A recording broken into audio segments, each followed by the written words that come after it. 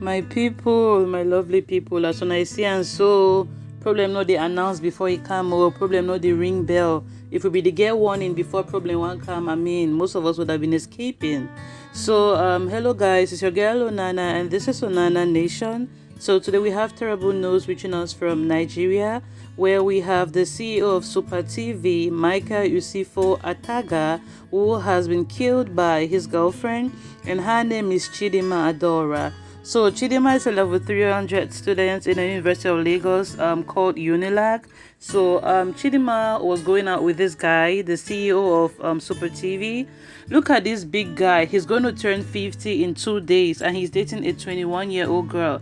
There's a huge 29-year-old difference between them, but that's not my focus of today. So he is married. He has a beautiful, lovely wife at home. His wife is into petroleum. She is an executive. She is doing well. I mean, by all leaps and bounds, the woman is a woman of steel, a woman of caliber.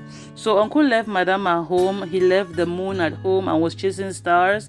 He left the sweet wife at home and was chasing young girls. He met this young lady and they were dating for like 4 months now.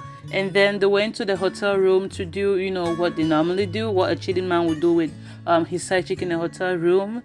And for some reason, he did the first round and second round according to sources, and he wanted to go a third round. And the lady was like, "Come on, guy, I'm tired, man. I give me some room to breathe." So they had been drinking, they had been smoking, and at this point, they are all tipsy and maybe not even in the right frame of mind. So the guy tried to force himself on the lady for the third time, and she was like, "Guy, I'm tired, like, let me breathe."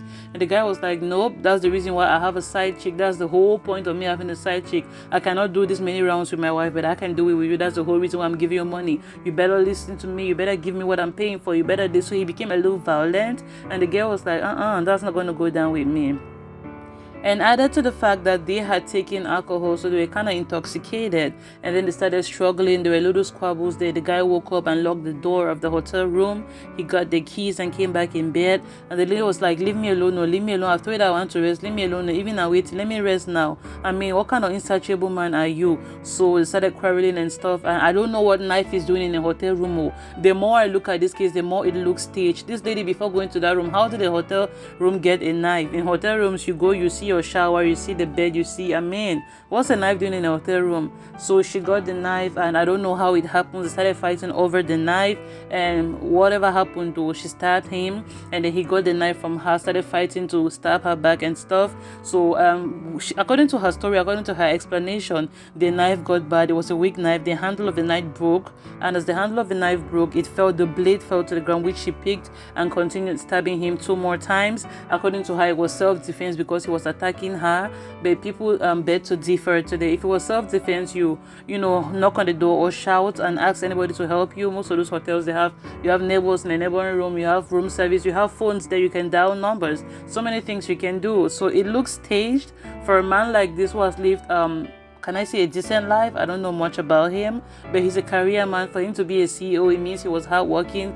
He has built something for himself, a legacy for himself from the ground all the way up. So you can see it's a guy that is hardworking. For him to live all his life and come and lose the life at the hands of a 21-year-old rat, can you guys imagine? So can you guys even see? If somebody would have told him that, "Uncle, you see all this your legacy you're building, you will die before your 50th birthday," he will never believe. If somebody were to tell him, "And you will die at the hands of a little 21-year-old girl," he would never have believed. So that's the stage at which he is today, and his wife is just ashamed of the whole story, because first of all, they not only tell you that your husband is there. When they call you, that's a very awkward phone call. It's not only that, "Madam, your husband is there too. How did he? There was an accident. What happened? Oh my god, where is he? Where's my baby? Can I rush to the hospital? Can I see him?" They say, "No, auntie.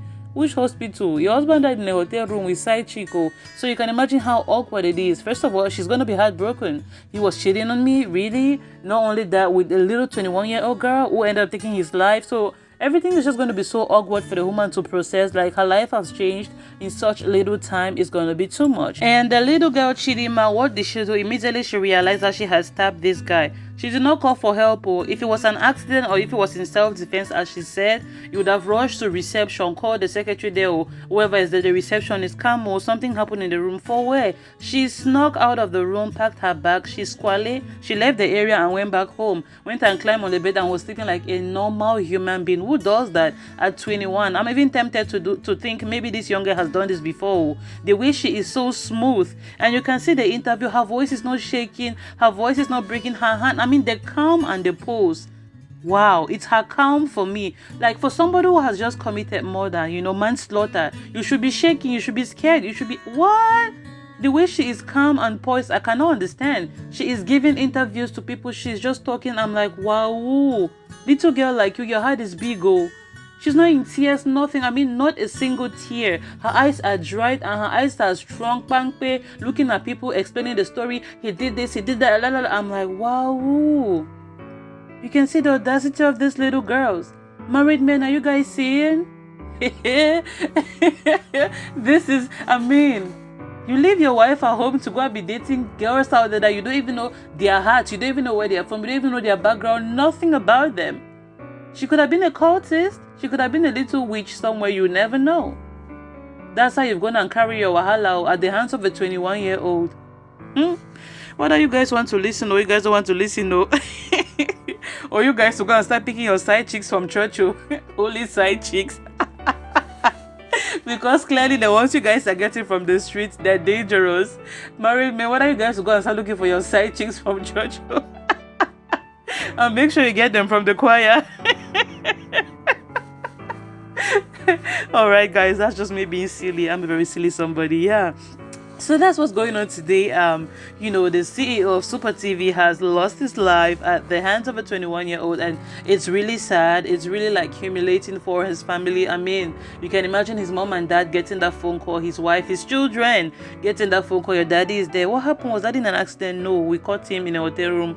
We saw him in a hotel room in a pool of his own blood because of side chick, blah blah blah. That's such a humiliating experience. You don't want that to happen to you. That's crazy. So I'm going to stop talking now so you guys can listen to this little girl shine her eye, no remorse at all, not a single tear, as she gives her story during a press conference. It was stopping me. That's how we were both really about. It was stopping me. We even locked the door. It was really key. We locked the door. I didn't know where it kept the key. So when I get to the door, it draw me back. And that was what happened. Okay. Based on the police, you said they were allegedly stabbing. So what company did you pursue? 3 times. The first one was both. The first one was twice.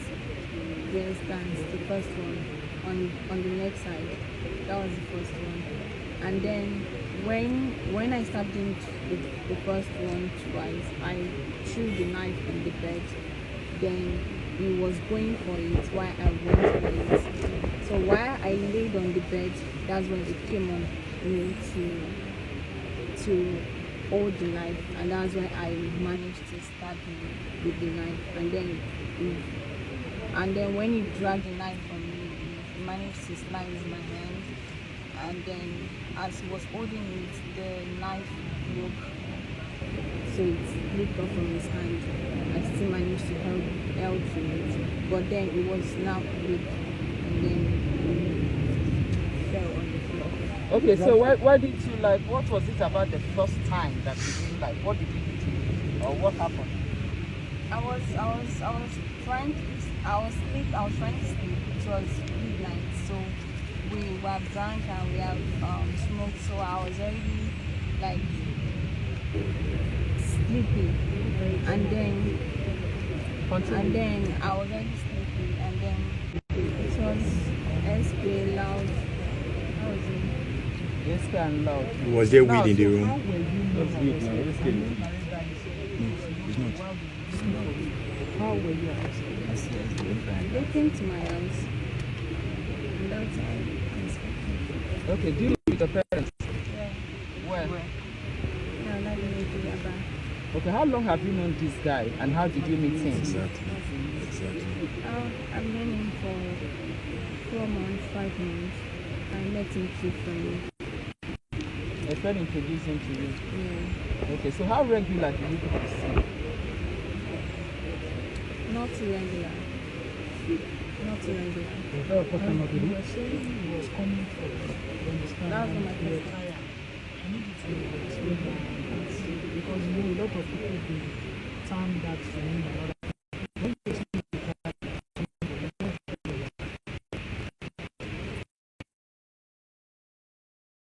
That's time. That was I mean. Okay, so how long did you guys stay? Did you check in on Sunday? When did he die? Which day did he die? And when did you leave him? And how were you able to escape from the room after killing him, or you just walked in? Well, while he was lying there, I changed and then I left the room. I looked for the key for where he ate it and I let it go. So when you escaped, who did you reach out to? Where was the first place you went to? I didn't reach out to anybody. So how do you feel when you know that you have killed somebody and you just sneaked out? How do you feel at 21 committing this kind of crime? What did you do with the ATM letter? With his ATM? I withdrew some money. How much? And 280. Not 5 million. On confirmed reports have you that in your original account you have about 10 million naira. How did you get such amount of money?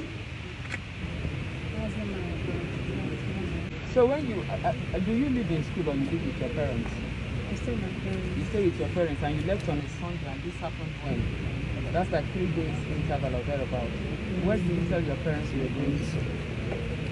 I told him I was going for auction. For what? Ushering job? Yes. Have you been doing it before? Yes, I still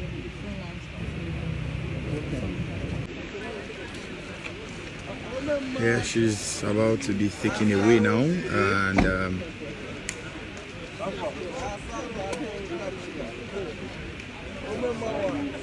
there she is now on a mask, and she explained everything that happened, and also explained the last minutes of the late CEO of Super TV.